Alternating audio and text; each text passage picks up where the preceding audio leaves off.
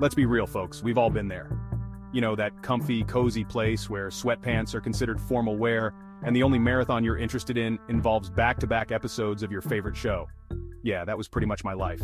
Picture this, the alarm goes off and it's a battle of wills between me and the snooze button. Spoiler alert, the snooze button usually wins. Breakfast? More like a champion's breakfast of leftover pizza because hey, gotta fuel up for the grueling task of scrolling through social media. Work was a blur of emails, meetings, and me daydreaming about, you guessed it, dinner. And what a glorious dinner it was. I'm talking takeout, extra cheese, the whole 9 yards. Exercise? Oh right, that thing. I think I vaguely remember owning a pair of running shoes once. They might be buried somewhere in the back of my closet, probably holding a family reunion with all the other abandoned workout gear, but hey, at least I had good intentions, right? Look, I wasn't proud of my sedentary lifestyle. I knew I needed a change, a jumpstart, a swift kick in the... Well, you get the idea. Enter the 30-day fitness challenge. 30 days. That's all it took.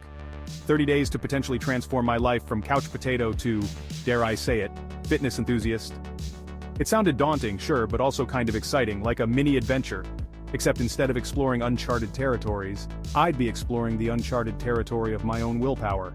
The challenge itself was pretty straightforward. 30 minutes of exercise every day for 30 days. No excuses.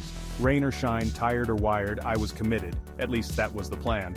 Of course I had my doubts. I mean, could a guy who considered walking to the fridge a workout really handle 30 days of actual exercise? But something about the challenge ignited a spark in me. A spark of determination, a glimmer of hope, and maybe a tiny flicker of fear. Okay, maybe more than a flicker. I decided to document my journey, partly to hold myself accountable and partly to entertain my friends with my inevitable struggles. Little did I know, this 30-day challenge would become more than just a fitness experiment. It would be a hilarious, humbling, and ultimately transformative experience. Day 1 arrived, and armed with my newfound determination and a playlist of questionable workout anthems, I set off on my 30-day journey. Let's just say it was humbling. My body, clearly not used to such strenuous activity, and by strenuous I mean jogging for a solid 5 minutes without collapsing, protested at every turn. My muscles screamed, my lungs burned, and I'm pretty sure I saw my reflection in a shop window give me a pitiful look. By day 3, I was convinced I'd invented new ways to feel sore. Walking, torture, sitting down, agony, laughing. Don't even get me started on laughing. But amidst the pain, something unexpected happened. I started to feel good, not just physically, although the endorphin rush after a workout was a welcome surprise, but mentally too. The fog in my brain seemed to lift, replaced by a newfound clarity and focus. Who knew that sweating profusely could actually be enjoyable? Okay, maybe enjoyable is a strong word. Let's go with tolerable with the promise of pizza afterwards. Week 2 rolled around, and with it came the first wave of serious temptation. The initial excitement of the challenge had worn off, replaced by the harsh reality of having to, actually work out every single day. My bed seemed extra comfortable, my couch seemed to be beckoning me with open arms, and don't even get me started on the siren song of my refrigerator. Seriously, that thing knew me too well.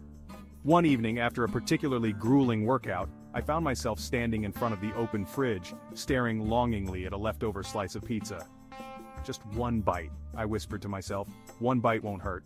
But then I remembered why I started this challenge in the first place. I remembered the feeling of accomplishment after each workout, the increasing energy levels, and the fact that my jeans were actually starting to fit a little looser.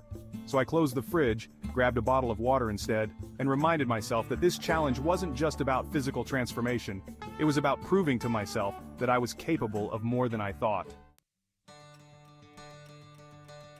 By week 3, something amazing happened. I started to actually enjoy working out. Gasp! I know I was just as surprised as you are.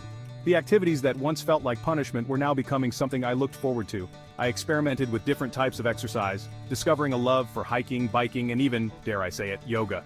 Who knew contorting your body into weird shapes could be so challenging and rewarding? My body was changing too. I was getting stronger, my endurance was improving, and I even caught a glimpse of something resembling muscle definition in the mirror. Okay, maybe it was just the lighting, but still, progress was being made. I was feeling more confident, more energized, and more motivated than ever to see this challenge through to the end. And the best part? I hadn't even cheated on my diet. Much. Okay, maybe there was that one time I snuck an extra cookie, but hey, nobody's perfect, right? The final week of the challenge arrived, and I couldn't believe how quickly time had flown by.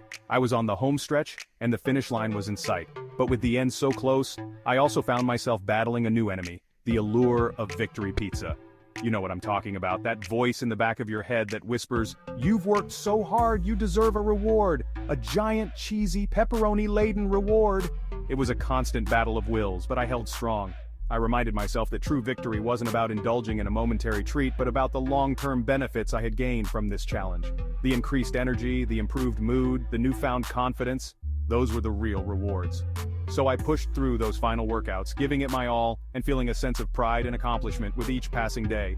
I had done it. I had conquered the 30-day fitness challenge, and you know what? I didn't even miss the pizza that much. Remember that guy who struggled to jog for 5 minutes without gasping for air? Yeah, that's not me anymore. The physical transformation over the past 30 days had been nothing short of remarkable.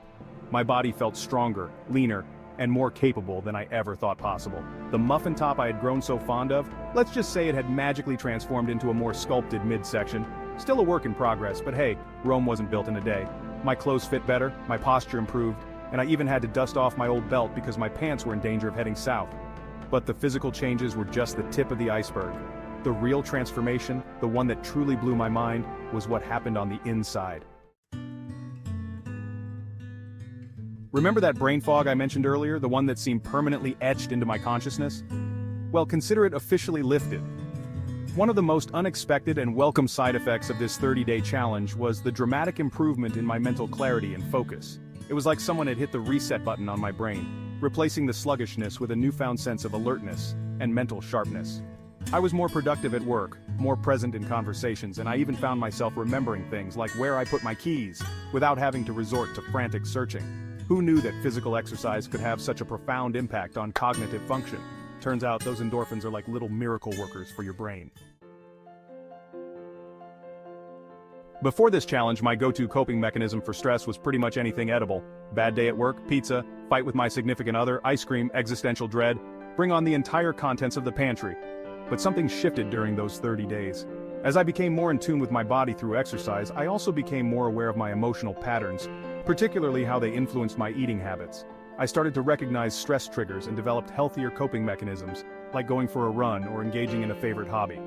Don't get me wrong, I still enjoy a good slice of pizza now and then, because pizza, but it's no longer my default emotional crutch. The 30-day challenge taught me that true emotional well-being comes from within, not from the bottom of a pint of ice cream. So the 30-day challenge is over. Now what? That's the question I found myself asking as I basked in the afterglow of my accomplishment. The last thing I wanted was to slip back into my old sedentary habits. I had worked too hard, sweated too much, and come too far to let all that progress go to waste. The key, I realized, was to maintain momentum. I continued to incorporate exercise into my daily routine, but I also made a conscious effort to make healthier choices overall. I paid more attention to my diet, prioritized sleep, and found ways to manage stress that didn't involve raiding the refrigerator. The 30-day challenge wasn't just a temporary fix, it was a springboard to a healthier, happier, and more fulfilling lifestyle, and you know what? It actually stuck. Looking back, I'm amazed by how much can change in just 30 days. This challenge wasn't just about transforming my body, it was about transforming my entire outlook on life. I discovered a strength I didn't know I possessed, a resilience I never thought I had, and a newfound appreciation for the incredible machine that is the human body. So if you're feeling stuck in a rut, if you're longing for a change, if you're ready to challenge yourself in ways you never thought possible, I urge you, take the 30-day plunge. You might be surprised by what you discover about yourself along the way. And hey, even if you don't end up with six-pack abs, let's be real, those things are elusive. I guarantee you'll gain something far more valuable. A newfound sense of confidence, accomplishment, and the realization that you are capable of achieving anything you set your mind to. Now, if you'll excuse me, I have a date with a treadmill and a playlist of questionable workout anthems. Wish me luck. And don't forget to like this video, and subscribe to our channel for more inspiring challenges and transformations.